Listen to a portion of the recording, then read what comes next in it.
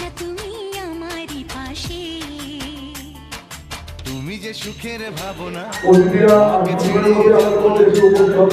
যদি মরণ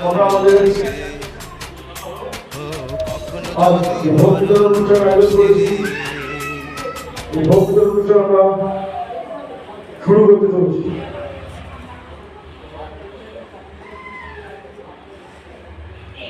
দোল পূর্ণিমা উপলক্ষে সকল